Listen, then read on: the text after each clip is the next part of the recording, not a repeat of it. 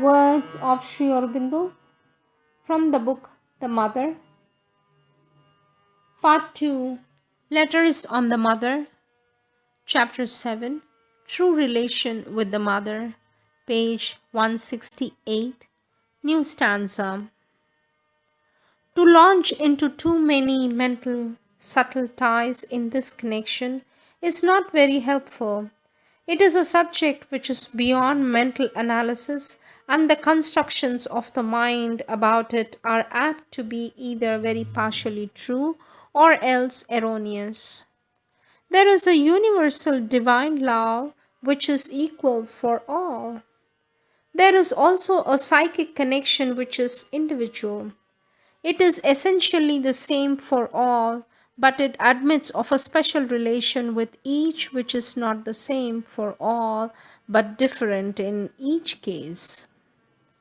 This special relation stands apart in each case and has its own nature.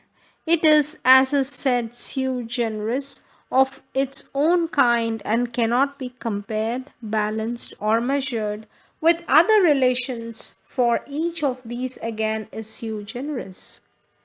The question of less or more is therefore perfectly irrelevant here.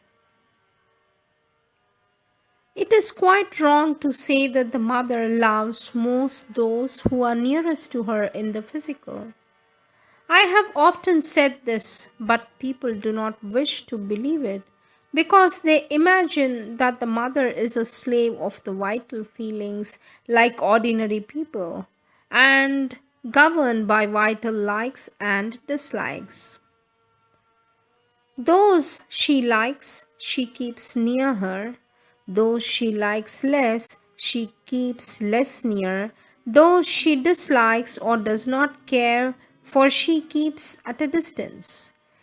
That is their childish reasoning. Many of those who feel the mother's presence and love always with them hardly see her except once in 6 months or once in a year, apart from the pranam and meditation. On the other hand, one near her physically or seeing her often may not feel such a thing at all. He may complain of the absence of the mother's help and love altogether or as compared to what she gives to others. If the childishly simple rule of three given above were true, such outbursts would not be possible. Sri Aurobindo continues to say, whether one feels the mother's love or not depends on whether one is open to it or not. It does not depend on physical nearness. Openness means the removal of all that makes one unconscious of the inner relation.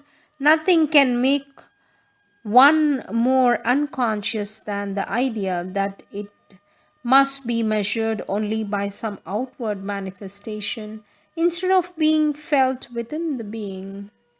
It makes one blind or insensitive to the outer manifestations that are there. Whether one is physically far or near makes no difference. One can feel it being physically far or seeing her little.